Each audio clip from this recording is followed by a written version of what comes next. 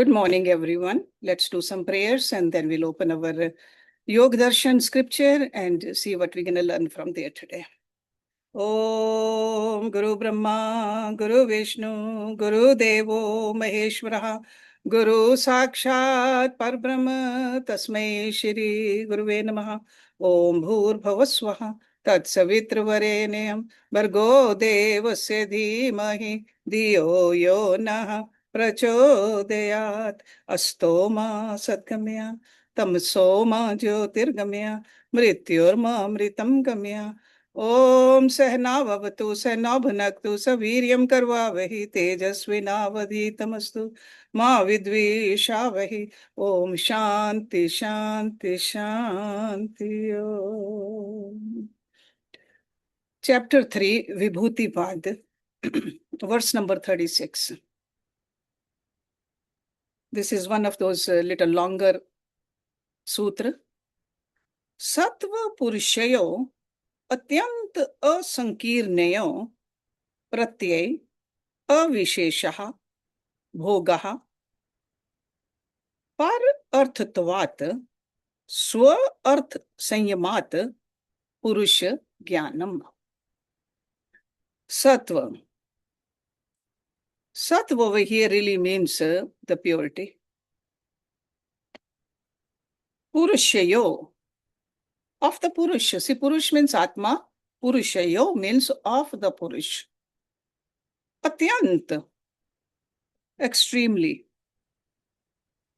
endless, very great.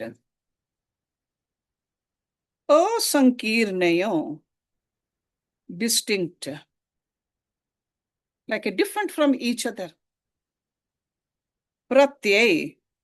Pratyay is the awareness or cognition. Avisheshaha, not distinct. Bhogaha, experience. Par arthatvat, from objective consciousness. Par arth, or others' interest. Swa means one's own, like a self-interest. Swa arth. So one's own subjective awareness. Sanyamat, by sanyam. Purush jnanam, knowledge of Purush.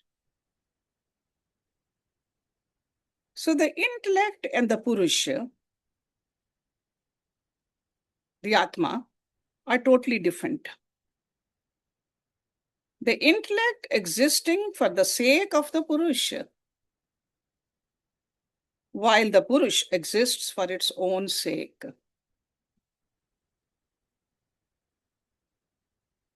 Not distinguishing this is the cause of all experiences.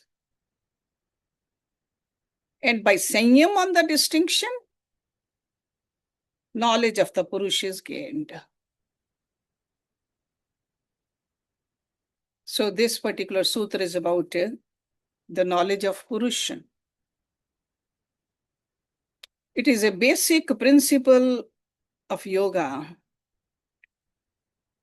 that the Chit and Purusha, or even the pure intellect and the Purusha, are extremely different. And they are separate by nature. But they may appear to be one due to ignorance, avidya. When we realize or feel that Purusha and intellect are one, Rishi Patanjali says, there is what is called bhog, or experience. In the bhog, there could be a sukh, there could be a dukh also. There could be a pleasurable experience or painful experience. And this is all because of avidya. Or you can say bhog is the product of avidya. And due to it, the knowledge that Purush and intellect are totally different is forgotten. There is a veiling over it. And by performing sanyam on the self-awareness as distinct from the subjective awareness, the knowledge of the Purush is gained. And we must understand what objective awareness is and what subjective awareness is. Objective awareness is based on the mistaken unity of a Purush and intellect.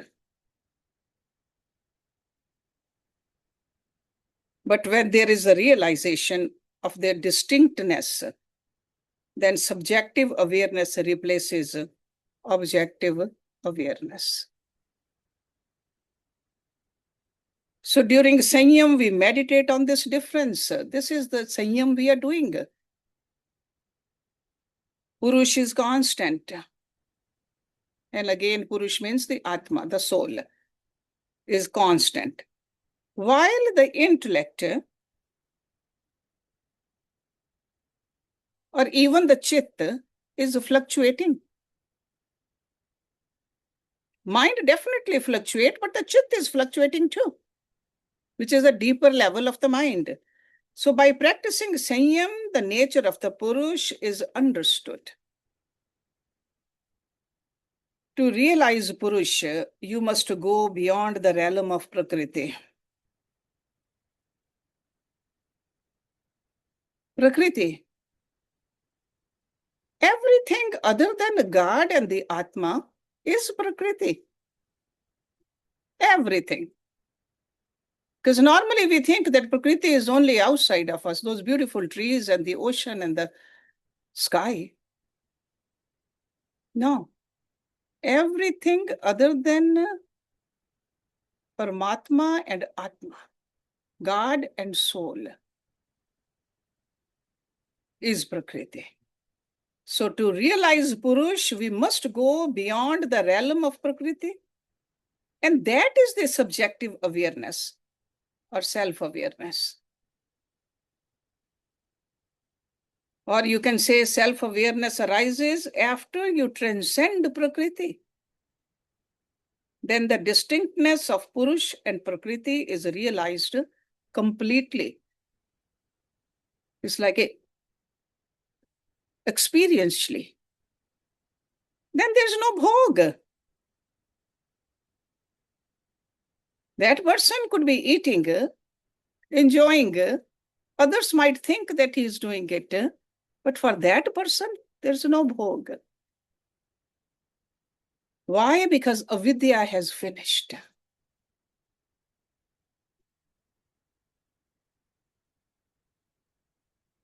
See, this kind of a intellect, you can call it a refined, illuminative intellect. It's called sattva buddhi also. So that's why this word sattva over here. That is for the sattva buddhi. Is free from egoism completely. It is quite distinct from the light of the soul. And we need to do sanyam on these two distinctly.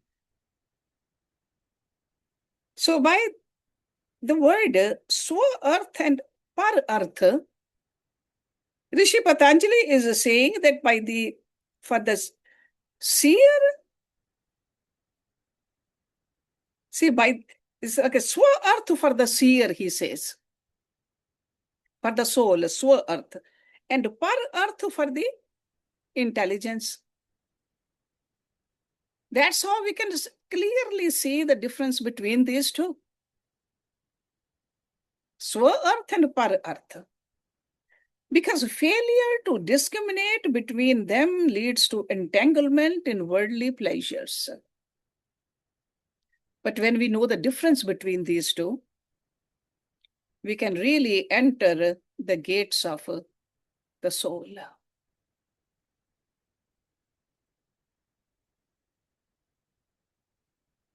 Even though the very refined, illuminative buddhi, intelligence is the pinnacle of nature, We can really experience many different things through it. But on the other hand, soul, the light of the soul is constant.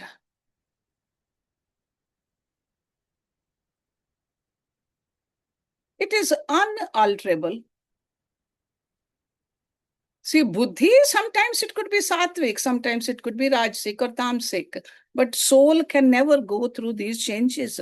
That's why it is called immutable, constant, steady, unalterable. So to the sadhak like us, we get confused sometimes. We think that intellect is the Purush, or there's no difference between intellect and the Purush. But yogis, when they did the Sanyam, when they learned how to disentangle the knot that binds the intellect and the self, or when they isolated the refined intelligence, they saw the difference. So from this comes isolation of the senses also, mind and the ego also, and finally the release of the light of the soul. You can see that how beautiful this verse is. This one verse explains so much when we are on this path. So very clearly, so without soul, intellect cannot function. Without soul. Got to remember that. So that's why he said that soul exists for the sake of the intellect. And for that matter, for the body also, for the senses also, for the mind also. That is a source of the energy, constant source of the energy, or the illumination comes from the Atma, the soul, who we are.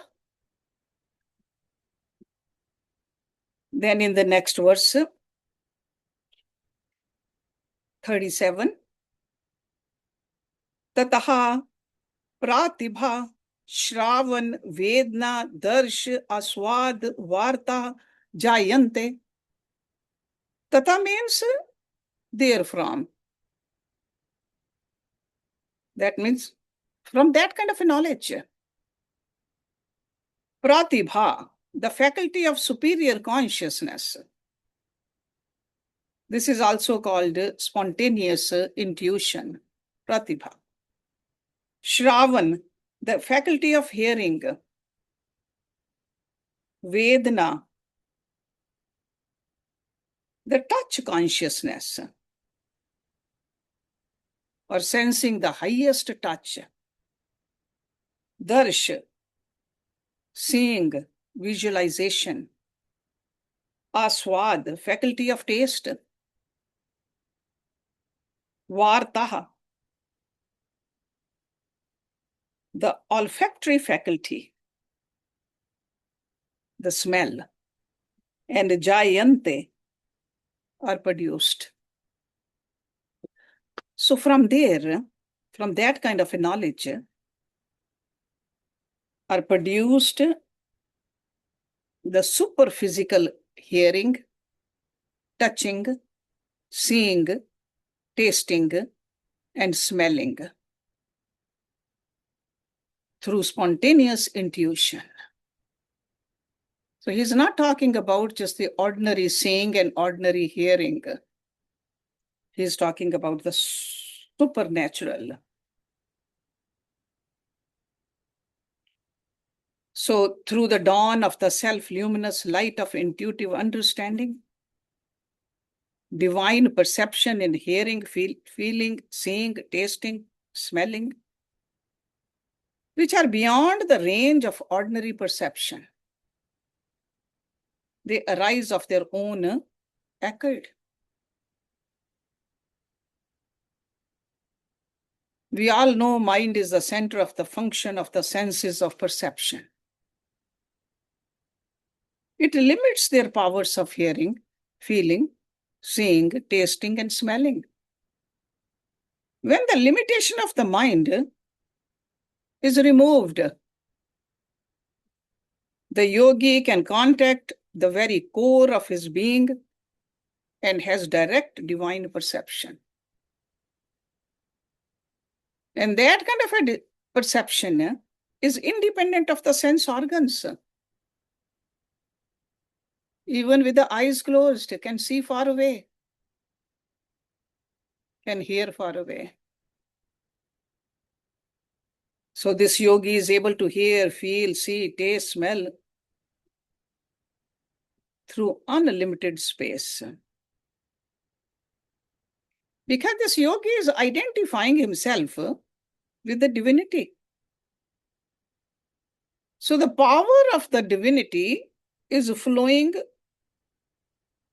through these faculties. That's what he's talking about over here. So because this is a Vibhuti Pad, and these are some of the powers which yogis experience from time to time. So this Pratibha word is, even though it's mentioned just once, but it goes in front of all these words after that, like a Pratibha Shravan, Pratibha Darshan, etc.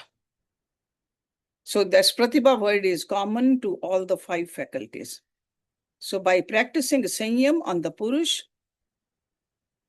or the subjective awareness, as described in the previous sutra, the transcendental faculties pertaining to the sense organs will arise. Sometimes we come across people who have these faculties, and we disregard also. So these faculties are the product of Sanyam on the subjective awareness. They are the faculties of Ishwar, actually.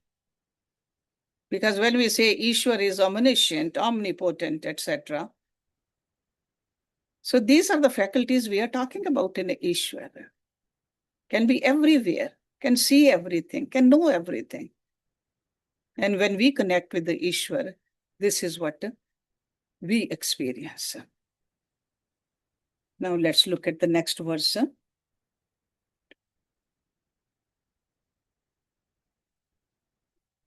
Te samadhau upsargaha vyuthane siddhya. Te means they. That means these siddhis, these powers. Samadhau, in samadhi, or for samadhi. Upasarga, obstacles or impediments. Vyuthane, rising up in the waking state or in the worldly pursuit, or in the state of consciousness of the world, Vyuthan. Siddhya, the powers or the attainments. So these super physical powers are obstacles to samadhi.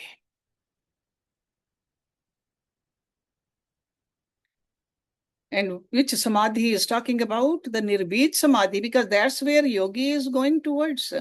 Nirbid samadhi, to roast all the seeds.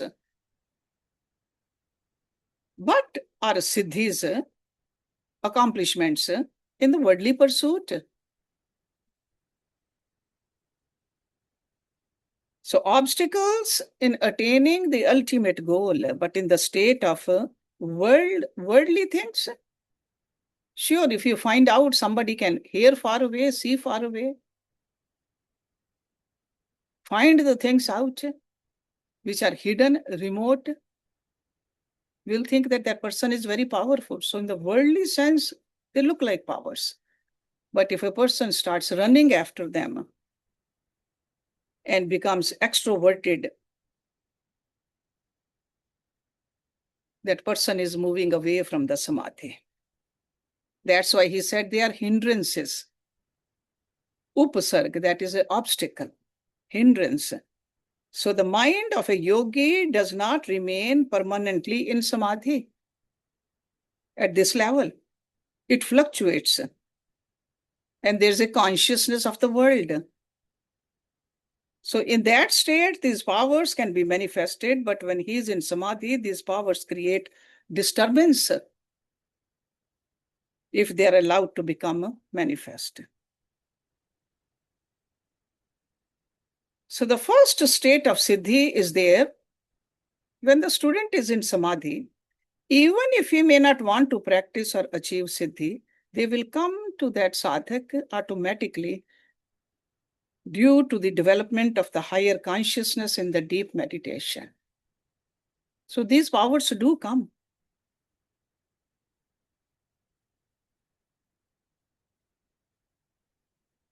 This can disturb the peaceful state of samadhi. But their effects can be seen or observed or tried when the student comes out of samadhi.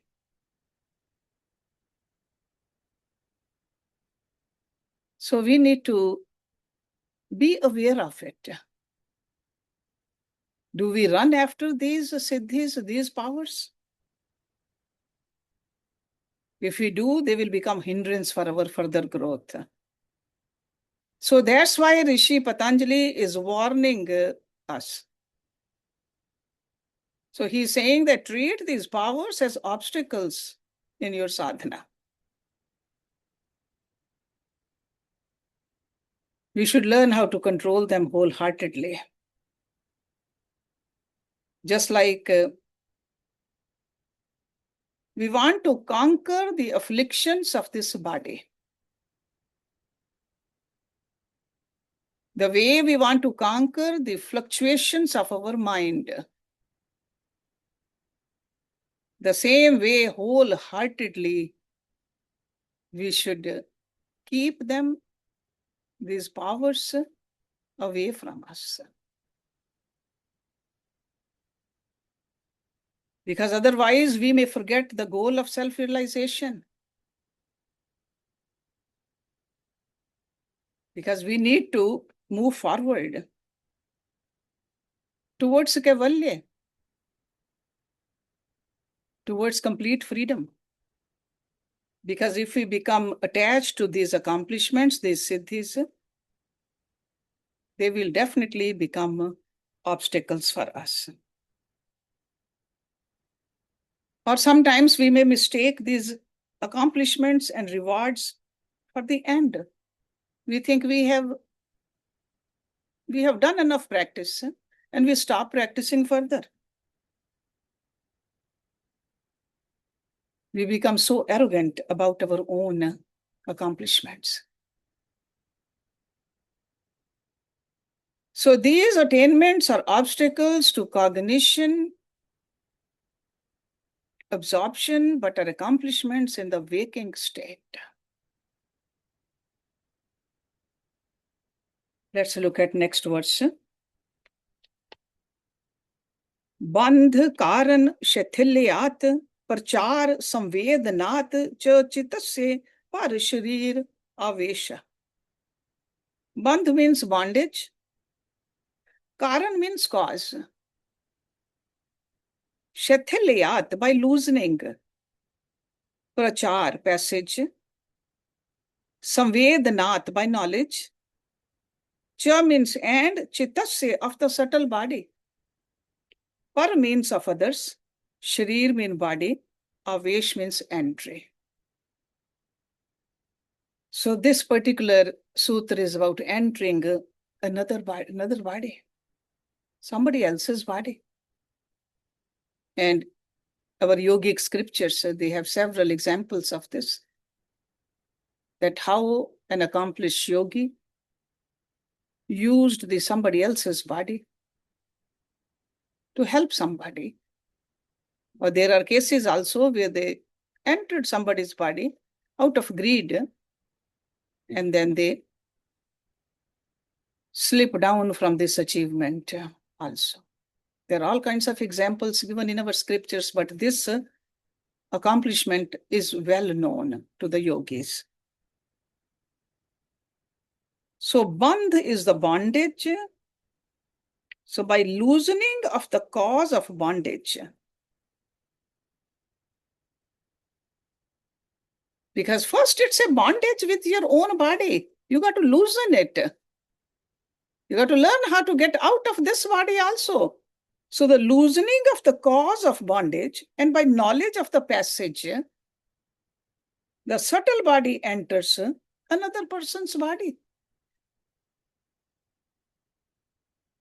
So by the loosening of the cause, bondage of the mind to body, and by knowledge of the procedure of the mind also. So there has to be a complete knowledge. So loosening really means relaxation also. So through relaxation of the causes of bondage. And what is the cause of bondage? Attachments. We are so attached to this body, our physical body, so that yogi knows how to detach from this body, knows that this is just a vehicle. So that is the loosening. And this perfect yogi can enter the body of another individual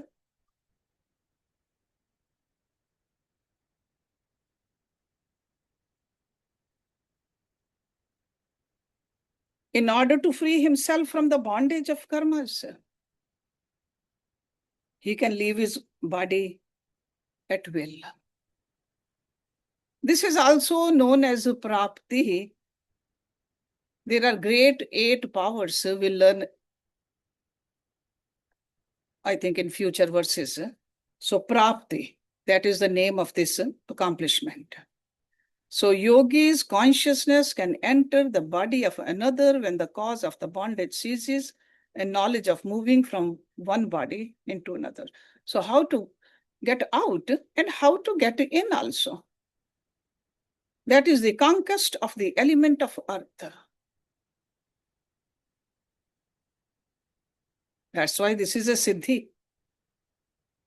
This is a sanyam on the causes of bondage, like ignorance, egoism, desire, malice, and even free of death. Because when we identify ourselves with this body, that means we are very attached to this body. So this yogi is free from that. So this particular psychic power is of a very high order, actually. To step out of his body and entering the body of another person.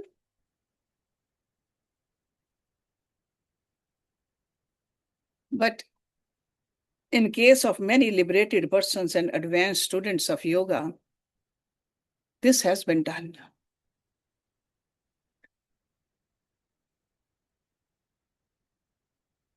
So the subtle body is removed and separated from the physical body by loosening the kleshas also, the fear, etc. also. And how to enter, which nadi to enter from into another person's body. Because only then the entry into another body will become possible. So this is a very high level of accomplishment. Let's look at one more verse. Udan, Jyat, Jal, Pank, Kantak, Adishu, Asang, Utkranti, Cha. Udan. Udan is one of the 5 prans, you remember? Pran, Apan, Saman, Udan, Vyan.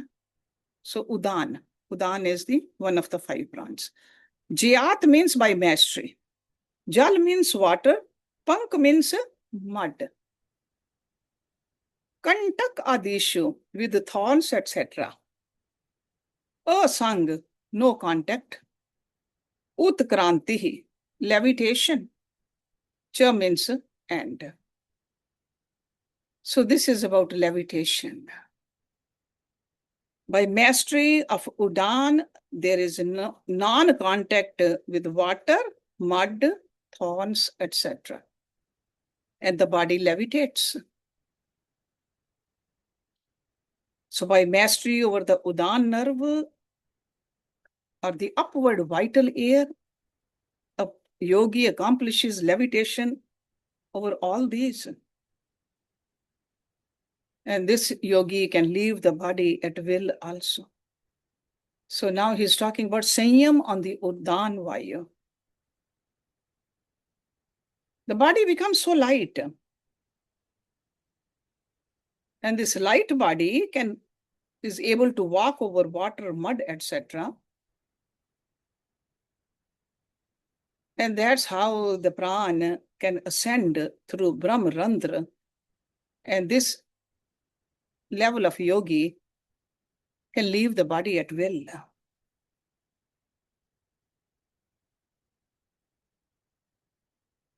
We learned earlier that the yogis know the power of the tanmatras. Due to that knowledge of the tanmatras, the subtle powers of those physical elements, a yogi has the conquest over them. See, normally we think pran means vayu or the breath. No, pran is that energy.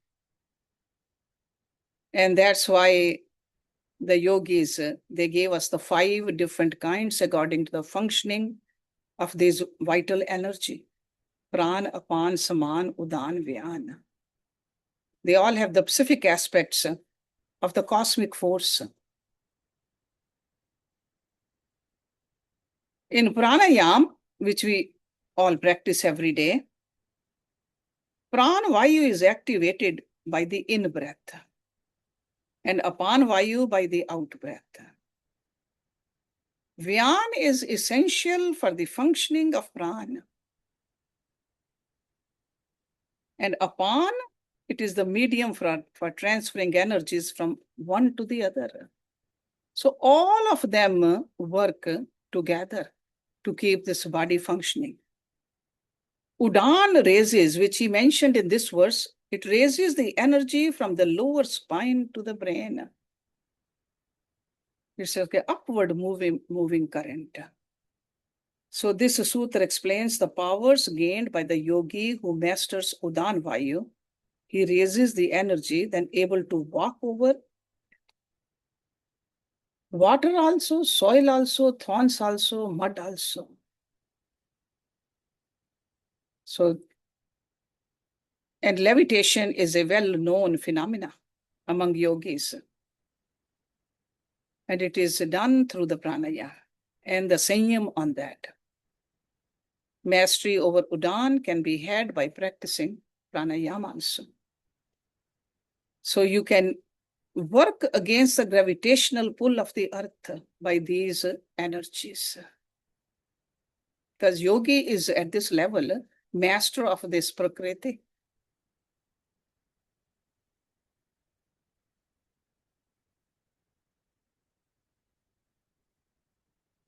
Now in the next verse, he's talking about the samanvayu also. Saman jayat jwalanam. Saman is the samanvayu. Jayat means by mastery. Jwalanam, blaze. It also means radiance. So by mastery of the samanvayu, the body has the radiance, like a radiance to surround the body. This is the aura which we see around our gurus. So the samanvayu produces the digestive fluid actually, related to the fire which digests the food in the stomach. Its range of operation is from the heart to the navel. And when the samanvayu is mastered by developing the fire principle, body develops an aura around itself. This is also possible through the pranayama and also through brahmacharya too. control of the rest of the senses. That's how the purification happens. So in our own bodies, if we want to know where the Sman Vayu is localized, it's the middle of the torso. That is the region of the Sman, which really stokes the gastric fire. It's also called the solar plexus or abdominal area. A lot of asanas we do, bandhs we do to make sure that we know this part and we can control our own energy. And digestion also. We can maintain a harmonious functioning of our abdominal organs. If the abdominal organs are functioning, the rest of the body does get the benefit from it. It also controls the functioning of the heart and through it, the life force.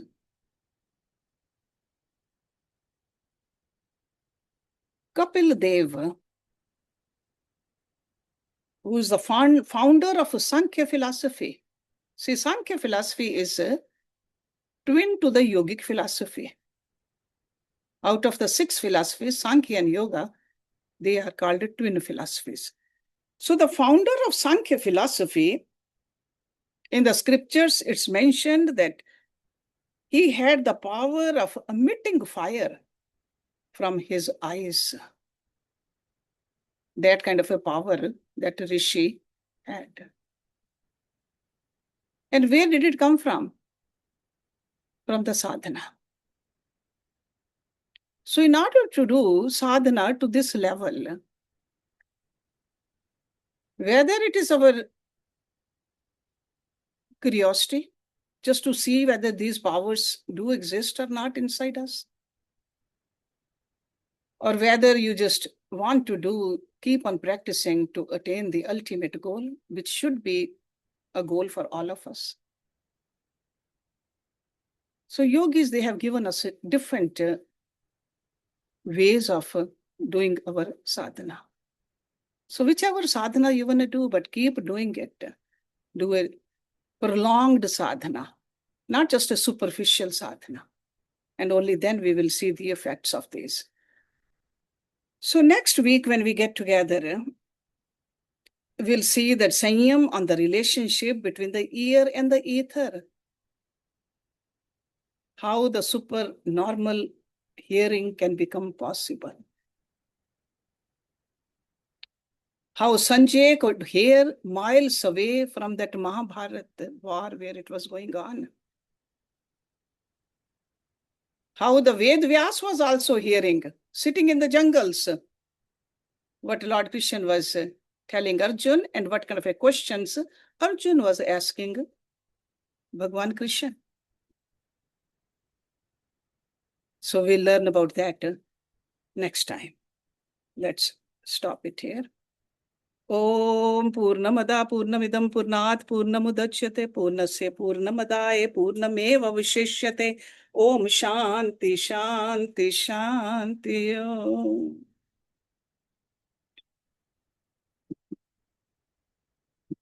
Thank you very much.